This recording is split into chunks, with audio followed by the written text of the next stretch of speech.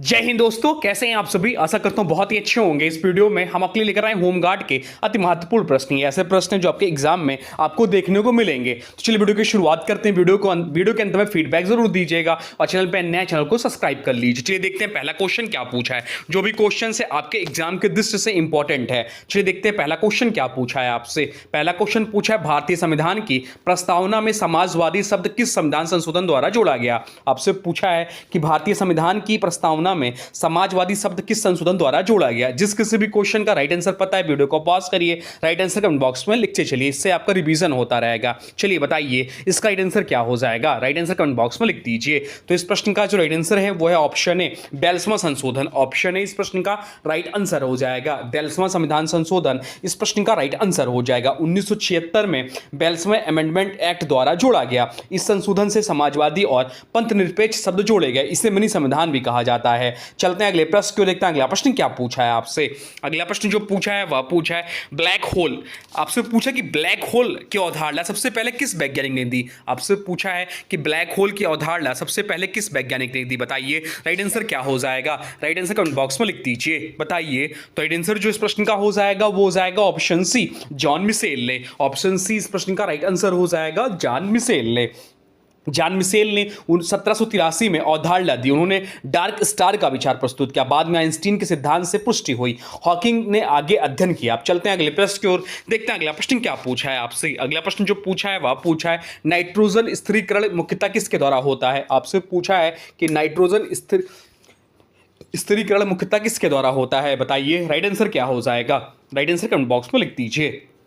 बताइए क्या है राइट आंसर। तो राइट आंसर जो हो जाएगा वो हो जाएगा ऑप्शन बी, बैक्टीरिया इस प्रश्न का राइट आंसर हो जाएगा। नाइट्रोजन फैक्टिएशन मुख्यतः बैक्टीरिया द्वारा होता है या राइजोबियम दलहनी पौधों की जड़ों में पाया जाता है या वायुमंडलीय नाइट्रोजन को उपयोगी बनाता है। खेती के लिए अत्यंत महत्वपूर्ण प्रक्रिया है। चलते हैं अगले प्रश्न की ओर, देखते हैं अगला प्रश्न क्या पूछा है आपसे। अगला प्रश्न पूछा है सार्क की स्थापना कब हुई। आपसे पूछा है कि सार्क की स्थापना कब हुई। बताइए राइट आंसर क्या हो जाएगा। राइट आंसर कमेंट बॉक्स में लिख दीजिए। बताइए तो राइट आंसर जो हो जाएगा इस प्रश्न का वो हो जाएगा ऑप्शन बी, 1985 में। 1985 में सार्क की स्थापना हुई थी। सार्क की स्थापना 1985 में हुई थी। इसका मुख्यालय कहाँ है। तो मुख्यालय काठमांडू नेपाल में। इसमें 8 सदस्य देश हैं। चलते हैं अगले प्रश्न को देखते हैं। अगला प्रश्न क्या पूछा है आपसे। अगला प्रश्न जो पूछा है वह पूछा है भारतीय रिजर्व बैंक आरबीआई की स्थापना किस वर्ष हुई है। आपसे पूछा कि आरबीआई यानी कि भारतीय रिजर्व बैंक की स्थापना किस वर्ष हुई। बताइए राइट आंसर क्या हो जाएगा। राइट आंसर हो जाएगा ऑप्शन बी, 1935 में। ऑप्शन बी इस प्रश्न का राइट आंसर हो जाएगा। रिजर्व बैंक ऑफ इंडिया की स्थापना 1 अप्रैल 1935 को हुई। किसकी सिफारिश पर। तो हिल्टन यंग कमीशन की सिफारिश पर बना। 1949 में राष्ट्रीयकरण हुआ। यह भारत का केंद्रीय बैंक है और वर्तमान समय में जो गवर्नर है आरबीआई के वो संजय मल्होत्रा साहब हैं। यह भी ध्यान रखिएगा। चलते हैं अगले प्रश्न को देखते हैं। अगला प्रश्न क्या पूछा है आपसे। अगला प्रश्न पूछा है डीएनए का डबल हेलिक्स मॉडल किसने दिया। आपसे पूछा कि डीएनए का डबल हेलिक्स मॉडल किसने दिया। बताइए राइट आंसर क्या हो जाएगा। तो राइट आंसर जो इस प्रश्न का हो जाएगा वो हो जाएगा ऑप्शन बी, वाटसन और क्रिक ने। वाटसन और क्रिक इस प्रश्न का राइट आंसर हो जाएगा। जेम्स वाटसन और फ्रांसिस क्रिक ने 1953 में मॉडल दिया। डीएनए की संरचना डबल हेलिक्स होती है। यह आनुवांशिक जानकारी का वाहक है। अब चलते हैं अगले प्रश्न को देखते हैं। अगला प्रश्न क्या पूछा है आपसे। अगला प्रश्न जो पूछा है वह पूछा है पानीपत की तीसरी लड़ाई जो कि 1761 में हुई थी किनके बीच हुई थी। पानीपत का तीसरा युद्ध जो कि 1761 में हुआ था। आपसे पूछा है किनके बीच हुई थी। बताइए राइट आंसर क्या हो जाएगा। राइट आंसर हो जाएगा ऑप्शन बी, मराठा और अफगान के बीच। ऑप्शन बी इस प्रश्न का राइट आंसर हो जाएगा। थर्ड बैटल ऑफ पानीपत मराठों और अहमद शाह अब्दाली के बीच हुई। यह 14 जनवरी 1761 को लड़ी गई। मराठों की हार हुई। इसने भारत में अंग्रेजों के विस्तार का मार्ग प्रशस्त किया। चलते हैं अगले प्रश्न को देखते हैं। अगला प्रश्न क्या पूछा है आपसे। अगला प्रश्न जो पूछा है वह पूछा है विटामिन B12 की कमी से कौन सा रोग होता है। आपसे पूछा है कि विटामिन B12 की कमी से कौन सा रोग होता है। बताइए राइट आंसर क्या हो जाएगा। तो राइट आंसर जो हो जाएगा वो हो जाएगा ऑप्शन सी, एनीमिया रोग होता है। स्कर्वी जो होता है विटामिन सी कमी से होता है। रिकेटस विटामिन डी की कमी से होता है। बेरी विटामिन B1 की कमी से होता है। तो बच्चा एनीमिया। एनीमिया इस प्रश्न का राइट आंसर हो जाएगा। एनीमिया होता है या लाल कोशिकाओं की कमी से जुड़ा है। थकान और कमजोरी होती है। जो विटामिन B12 मुख्यतः पशु उत्पादों में मिलता है। चलते हैं अगले प्रश्न को देखते हैं। अगला प्रश्न क्या पूछा है आपसे। अगला प्रश्न पूछा है लोकसभा का अधिकतम कार्यकाल कितना होता है। आपसे पूछा है कि लोकसभा का अधिकतम कार्यकाल कितना होता है, बताइए राइट आंसर क्या हो जाएगा। तो राइट आंसर जो हो जाएगा वो हो जाएगा ऑप्शन बी 5 वर्ष। 5 वर्ष होता है अधिकतम कार्यकाल जो होता है लोकसभा का, वह 5 वर्ष होता है। लोकसभा का कार्यकाल 5 वर्ष है। आपातकाल में बढ़ाया जा सकता है, राष्ट्रपति इसे भंग कर सकते हैं या जनता द्वारा चुनी जाती है। चलते हैं अगले प्रश्न को देखते हैं। अगला प्रश्न क्या पूछा है आपसे। अगला प्रश्न जो पूछा है वह पूछा है ओजोन परत मुख्यतः किस मंडल में पाई जाती है। आपसे पूछा है कि ओजोन परत मुख्यतः किस मंडल में पाई जाती है, बताइए राइट आंसर क्या है इस प्रश्न का। राइट आंसर आप लोग कमेंट बॉक्स में लिख दीजिए, बताइए यह इंपॉर्टेंट प्रश्न है। राइट आंसर हो जाएगा ऑप्शन बी समताप मंडल इस प्रश्न का राइट आंसर हो जाएगा। ओजोन लेयर समताप मंडल में होती है या सूर्य की हानिकारक यूवी किरणों से बचाती है। इसकी मोटाई कम होने को ओजोन क्षय कहते हैं। CFC गैस इसका मुख्य कारण है। चलते हैं अगले प्रश्न को देखते हैं। अगला प्रश्न क्या पूछा है आपसे। अगला प्रश्न पूछा है भारतीय संविधान का कौन सा अनुच्छेद शिक्षा का अधिकार से संबंधित है। आपसे पूछा है कि भारतीय संविधान का कौन सा अनुच्छेद शिक्षा का अधिकार से संबंधित है, बताइए राइट आंसर क्या हो जाएगा। राइट आंसर हो जाएगा ऑप्शन बी अनुच्छेद 21 से इस प्रश्न का राइट आंसर हो जाएगा। आर्टिकल 21 से 6 से 14 वर्ष के बच्चों को निःशुल्क और अनिवार्य शिक्षा का अधिकार देता है या 6वें संविधान संशोधन 2002 द्वारा जोड़ा गया। इसके तहत RTE एक्ट 2009 लागू हुआ। राइट टू एजुकेशन एक्ट 2009 लागू हुआ या मौलिक अधिकारों का हिस्सा है, फंडामेंटल राइट्स का। चलते हैं अगले प्रश्न को देखते हैं। अगला प्रश्न क्या पूछा है आपसे। अगला प्रश्न पूछा है सूर्य का सबसे बाहरी भाग। आपसे पूछा कि सूर्य का सबसे बाहरी भाग क्या कहलाता है। आपसे पूछा है कि सूर्य का सबसे बाहरी भाग क्या कहलाता है, बताइए राइट आंसर क्या हो जाएगा। तो राइट आंसर जो हो जाएगा वो हो जाएगा ऑप्शन सी कोरोना इस प्रश्न का राइट आंसर हो जाएगा। सोलर कोरोना सूर्य की सबसे बाहरी परत है या सूर्य ग्रहण के समय दिखाई देती है। इसका तापमान बहुत अधिक होता है या गैसीय और अत्यंत विस्तृत परत है। चलते हैं अगले प्रश्न को देखते हैं। अगला प्रश्न क्या पूछा है आपसे। अगला प्रश्न पूछा है लखनऊ समझौता किन दो दलों के बीच हुआ था। आपसे पूछा है कि लखनऊ समझौता किन दो दलों के बीच हुआ था, बताइए राइट आंसर क्या हो जाएगा। तो राइट आंसर जो हो जाएगा वो हो जाएगा ऑप्शन ए कांग्रेस और मुस्लिम लीग इस प्रश्न का राइट आंसर हो जाएगा। लखनऊ पैक्ट 1916 में हुआ। इंडियन नेशनल कांग्रेस और ऑल इंडिया मुस्लिम लीग्स के बीच समझौता हुआ। हिंदू मुस्लिम एकता का प्रतीक माना जाता है। चलते हैं अगले प्रश्न को देखते हैं। अगला प्रश्न क्या पूछा है आपसे। अगला प्रश्न पूछा है मानव शरीर में RBC का जीवन काल कितना होता है। आपसे पूछा है कि मानव शरीर में RBC का जीवन काल कितना होता है, बताइए राइट आंसर क्या है। तो राइट आंसर जो हो जाएगा वो हो जाएगा ऑप्शन सी 120 दिन। ऑप्शन सी इस प्रश्न का राइट आंसर हो जाएगा। RBC का लाइफ जो होता है लगभग 120 दिन होता है। इसके बाद या पलीहा यानी कि स्प्लीन में नष्ट होता है। RBC ऑक्सीजन परिवहन करता है, इसमें नाभिक नहीं होता। चलते हैं अगले प्रश्न की ओर, देखते हैं अगला प्रश्न क्या पूछा है आपसे। अगला प्रश्न पूछा है भारत का पहला गवर्नर जनरल कौन था। आपसे पूछा कि भारत का पहला गवर्नर जनरल कौन था, बताइए राइट आंसर क्या हो जाएगा। राइट आंसर जो हो जाएगा वो हो जाएगा ऑप्शन सी वॉरेन हेस्टिंग इस प्रश्न का राइट आंसर हो जाएगा। वॉरेन हेस्टिंग 1773 में बने।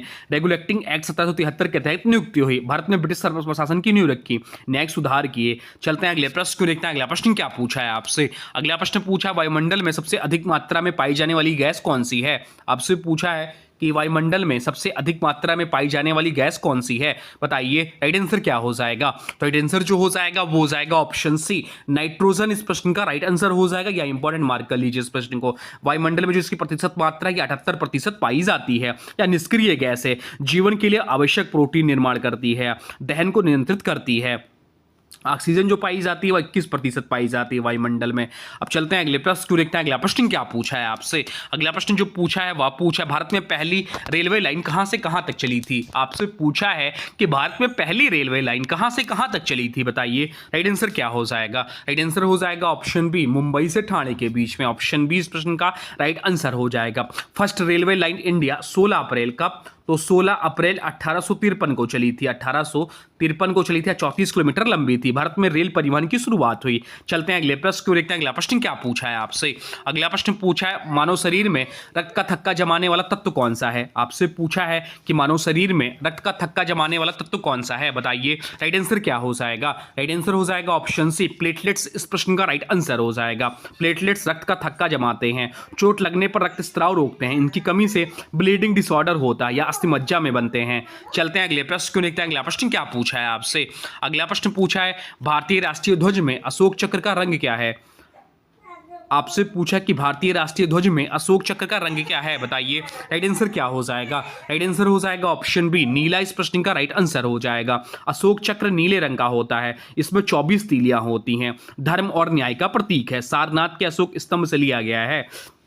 चलते हैं अगले प्रश्न को देखते हैं। अगला प्रश्न क्या पूछा है आपसे। अगला प्रश्न पूछा है भारतीय संसद का संयुक्त सत्र कौन बुलाता है। आपसे पूछा है कि भारतीय संसद का संयुक्त सत्र कौन बुलाता है, बताइए राइट आंसर क्या हो जाएगा। राइट आंसर हो जाएगा ऑप्शन बी राष्ट्रपति। इस प्रश्न का राइट आंसर हो जाएगा ज्वाइंट सिटिंग ऑफ पार्लियामेंट राष्ट्रपति द्वारा बुलाया जाता है। दोनों सदनों में गतिरोध होने पर आयोजित होता है। लोकसभा अध्यक्ष इसकी अध्यक्षता करते हैं। विधेयक पास कराने के लिए उपयोग होता है। चलते हैं अगले प्रश्न को देखते हैं। अगला प्रश्न क्या पूछा है आपसे। अगला प्रश्न पूछा संविधान सभा के अस्थायी अध्यक्ष कौन थे। आपसे पूछा है कि संविधान सभा के अस्थायी अध्यक्ष कौन थे, बताइए राइट आंसर क्या हो जाएगा। राइट आंसर हो जाएगा ऑप्शन बी सच्चिदानंद सिन्हा। इस प्रश्न का राइट आंसर हो जाएगा सच्चिदानंद सिन्हा संविधान सभा के पहले अस्थायी अध्यक्ष थे। 9 दिसंबर 1946 को पहली बैठक में अध्यक्ष बने। बाद में डॉक्टर राजेंद्र प्रसाद स्थायी अध्यक्ष बने। यह एक महत्वपूर्ण प्रारंभिक संवैधानिक घटना थी। चलते हैं अगले प्रश्न की ओर, देखते हैं अगला प्रश्न क्या पूछा है आपसे। अगला प्रश्न पूछा एटीपी यानी कि एडोसिन ट्राइफॉस्फेट को क्या कहा जाता है। आपसे पूछा है कि एटीपी यानी कि एडोसिन ट्राइफॉस्फेट को क्या कहा जाता है, बताइए राइट आंसर क्या हो जाएगा। राइट आंसर हो जाएगा ऑप्शन बी ऊर्जा की मुद्रा कहा जाता है। एटीपी को एनर्जी करेंसी कहा जाता है या कोशिकाओं में ऊर्जा का भंडारण और परिवहन करता है। कोशिका की सभी क्रियाओं के लिए आवश्यक है। एटीपी एडीपी में बदलते समय ऊर्जा निकालती है। चलते हैं अगले प्रश्न की ओर, देखते हैं अगला प्रश्न क्या पूछा है आपसे। अगला प्रश्न पूछा है दिल्ली सल्तनत की स्थापना किसने की। आपसे पूछा है कि दिल्ली सल्तनत की स्थापना किसने की, बताइए राइट आंसर क्या है। तो राइट आंसर जो हो जाएगा वो हो जाएगा ऑप्शन है कुतुबुद्दीन ऐबक। इस प्रश्न का राइट आंसर हो जाएगा दिल्ली सल्तनत की स्थापना 1206 में, कब 1206 में हुई। कुतुबुद्दीन ऐबक पहले सुल्तान बने या गुलाम वंश की शुरुआत थी। भारत में मुस्लिम शासन की नींव पड़ी। चलते हैं अगले प्रश्न को, देखते हैं अगला प्रश्न क्या पूछा है आपसे। अगला प्रश्न पूछा है मानव शरीर में सबसे बड़ी धमनी कौन सी है। आपसे पूछा है कि मानव शरीर में सबसे बड़ी धमनी कौन सी है, बताइए राइट आंसर क्या हो जाएगा। राइट आंसर हो जाएगा ऑप्शन बी। ऑप्शन बी इस प्रश्न का राइट आंसर हो जाएगा। एरोल्टा सबसे बड़ी धमनी है या हृदय से शुद्ध रक्त पूरे शरीर में ले जाती है। इसकी शाखाएं पूरे शरीर में फैलती हैं। चलते हैं अगले प्रश्न को, देखते हैं अगला प्रश्न क्या पूछा है आपसे। अगला प्रश्न पूछा है साइमन कमीशन भारत कब आया। आपसे पूछा है कि साइमन कमीशन जो है भारत कब आया, बताइए राइट आंसर क्या हो जाएगा। राइट आंसर हो जाएगा ऑप्शन बी 1928 में। ऑप्शन बी इस प्रश्न का राइट आंसर हो जाएगा। साइमन कमीशन 1928 में आया। इसमें कोई भारतीय सदस्य नहीं था। साइमन गो बैक का नारा लगा। इसके विरोध में देश भर में आंदोलन हुआ। चलते हैं अगले प्रश्न को, देखते हैं अगला प्रश्न क्या पूछा। ओजोन परत का क्षय मुख्यतः किस गैस के कारण होता है। आपसे पूछा है कि ओजोन परत का क्षय मुख्यतः किस गैस से होता है। तो राइट आंसर जो हो जाएगा वो हो जाएगा ऑप्शन बी सीएफसी गैस, जिसे क्लोरोफ्लोरोकार्बन कहते हैं या रेफ्रिजरेटर एसी आदि में उपयोग होती है। ओजोन दिवस कब मनाया, तो ओजोन दिवस जो मनाया था 16 सितंबर को मनाया जाता है। ओजोन दिवस को मनाया जाता है। अब चलते हैं अगले प्रश्न को, देखते हैं अगला प्रश्न क्या पूछा है आपसे। अगला प्रश्न पूछा उत्तर प्रदेश का राज्य पक्षी कौन सा है। आपसे पूछा है कि उत्तर प्रदेश का राज्य पक्षी कौन सा है। चलिए राइट आंसर इसका कमेंट बॉक्स में लिख दीजिए। उत्तर प्रदेश के बारे में सब कुछ लिख दीजिए।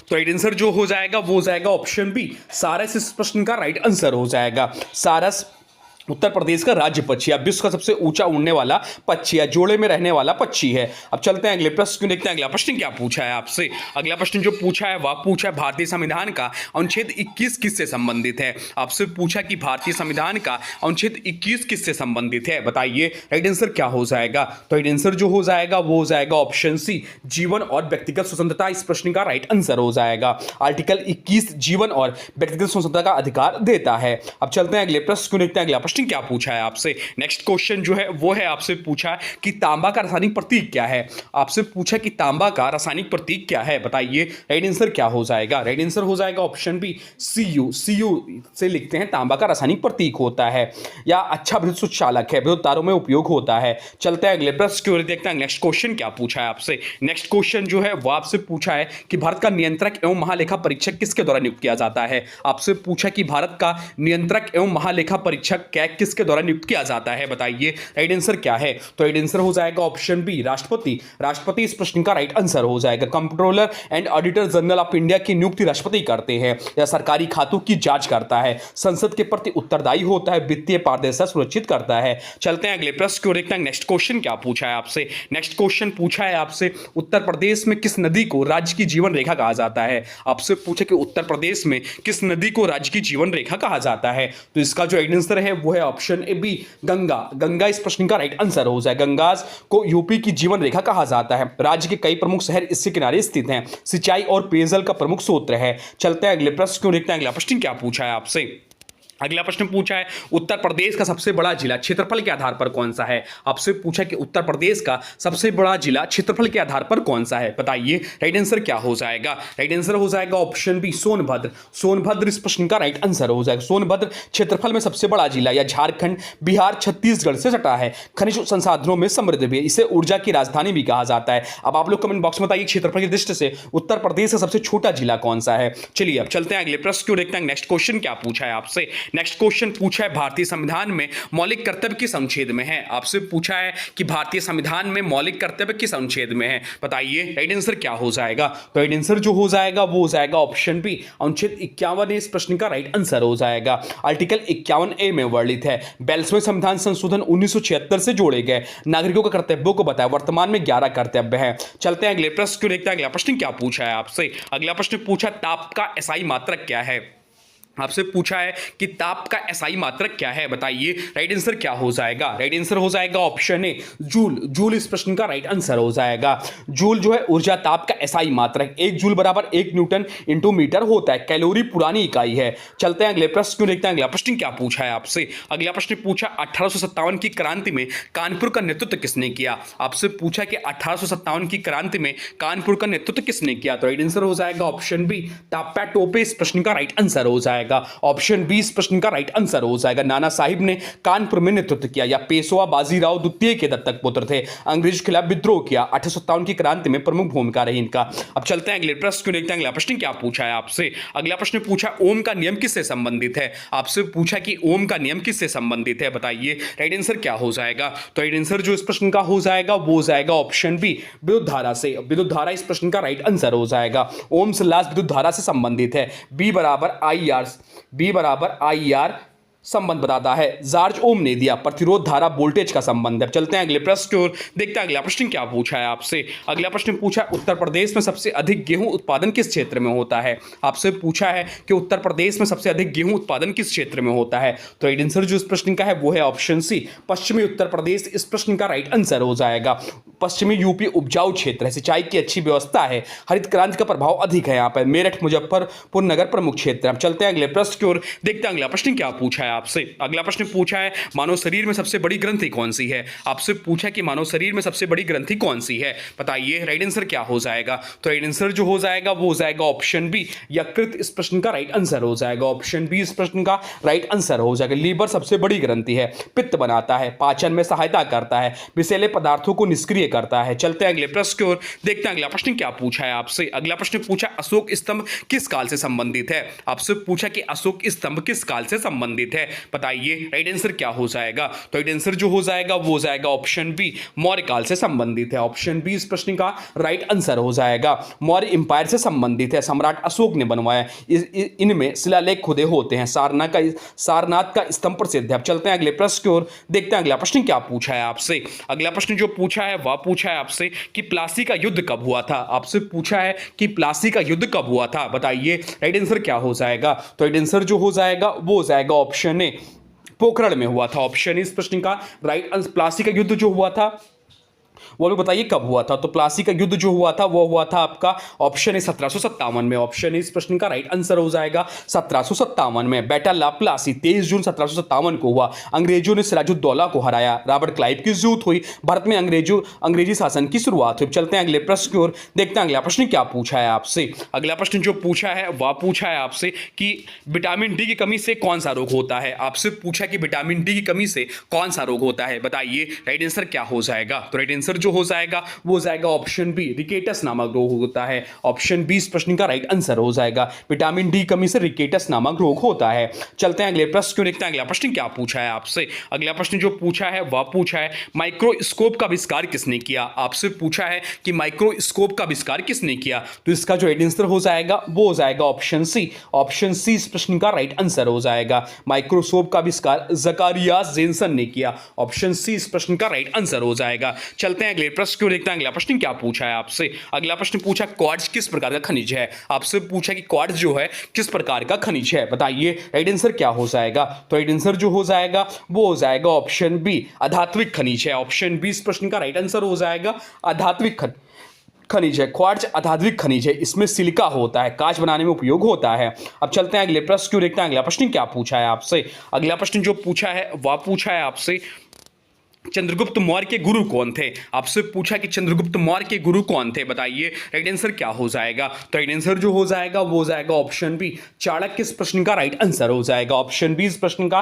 राइट आंसर हो। चाणक्य को कौटिल्य भी कहा जाता है। उन्होंने मौर्य साम्राज्य की स्थापना में मदद की। अर्थशास्त्र के लेखक हैं, राजनीति और कूटनीति के महान विद्वान थे। चलते हैं अगले प्रश्न को देखते हैं। अगला प्रश्न क्या पूछा है आपसे। अगला प्रश्न जो पूछा है वह पूछा है मानव शरीर में इंसुलिन किस अंग द्वारा स्रावित होता है। आपसे पूछा कि मानव शरीर में इंसुलिन किस अंग द्वारा स्रावित होता है। राइट आंसर हो जाएगा ऑप्शन बी, अग्नाशय इस प्रश्न का राइट आंसर है। चलते हैं अगले प्रश्न को देखते हैं। अगला प्रश्न क्या पूछा है आपसे। अगला प्रश्न पूछा जालियांवाला बाग हत्याकांड कब हुआ था। आपसे पूछा है कि जालियांवाला बाग हत्याकांड कब हुआ था, तो इसका राइट आंसर हो जाएगा ऑप्शन बी, 13 अप्रैल 1919 को जालियांवाला बाग हत्याकांड हुआ था। कहां पर हुआ था, तो अमृतसर पंजाब में। तो इसका जो राइट आंसर हो जाएगा वो हो जाएगा ऑप्शन बी, 13 अप्रैल 1919 को जनरल डायर ने गोली चलवाई थी। चलते हैं अगले प्रश्न को देखते हैं। अगला प्रश्न क्या पूछा है आपसे। अगला प्रश्न जो पूछा है वह पूछा है यूएनओ। आपसे पूछा कि यूएनओ यानी कि यूनाइटेड नेशन ऑर्गेनाइजेशन की स्थापना कब हुई थी। यूनाइटेड नेशंस ऑर्गेनाइजेशन की स्थापना कब हुई थी, तो राइट आंसर जो हो जाएगा वो हो जाएगा ऑप्शन बी, 24 अक्टूबर 1945 की स्थापना हुई थी। तो ऑप्शन बी इस प्रश्न का राइट आंसर हो जाएगा। मुख्यालय कहाँ है, तो मुख्यालय न्यूयॉर्क में है। शांति और सुरक्षा बनाए रखना इसका उद्देश्य है। चलते हैं अगले प्रश्न को देखते हैं। अगला प्रश्न क्या पूछा है आपसे। अगला प्रश्न पूछा है भारतीय संविधान का अनुच्छेद 370 किस राज्य से संबंधित था। आपसे पूछा कि भारतीय संविधान का अनुच्छेद 370 किस राज्य से संबंधित था। राइट आंसर था ऑप्शन बी, जम्मू कश्मीर। जम्मू कश्मीर इस प्रश्न का राइट आंसर हो जाएगा। आर्टिकल 370 जम्मू कश्मीर से संबंधित था। इसे 2019 में हटा दिया गया। विशेष राज्य का दर्जा देता था, या पूरी तरह भारत का हिस्सा है। चलते हैं अगले प्रश्न की ओर, देखते हैं अगला प्रश्न क्या पूछा है आपसे। अगला प्रश्न पूछा है ओलंपिक खेलों का आयोजन कितने वर्ष बाद होता है। आपसे पूछे कि ओलंपिक खेलों का आयोजन कितने वर्षों बाद होता है, तो राइट आंसर हो जाएगा ऑप्शन सी, 4 वर्षों के अंतराल पर होता है। ओलंपिक गेम्स हर 4 वर्ष में होते हैं। अंतर्राष्ट्रीय स्तर पर सबसे बड़ा खेल आयोजन आईओसी द्वारा आयोजित किया जाता है। ग्रीस से इसकी शुरुआत हुई थी। तो ये थे आपके टॉप 50 एग्जाम ओरिएंटेड क्वेश्चन जो आपके एग्जाम के लिए बहुत ज्यादा इंपॉर्टेंट हो जाते हैं। अब आज के वीडियो से प्रश्न है, इसका राइट आंसर आप लोग कमेंट बॉक्स में बताना है। आज के वीडियो से प्रश्न है उत्तर प्रदेश में दुधवा राष्ट्रीय उद्यान कहां स्थित है। आपसे पूछा है कि उत्तर प्रदेश में दुधवा राष्ट्रीय उद्यान कहां स्थित है। इसका जो भी राइट आंसर होगा कमेंट बॉक्स में जरूर बताइएगा। और हाँ, देखिए अभी तक आपने वीडियो को लाइक नहीं किया है तो प्लीज वीडियो को लाइक कर दीजिए और चैनल पर नए चैनल को सब्सक्राइब कर लीजिए। तो चलिए मिलते हैं एक नए वीडियो में, तब तक के लिए thanks for watching railway exam target. For more update please subscribe railway exam target channel को। जय हिंद, वंदे मातरम।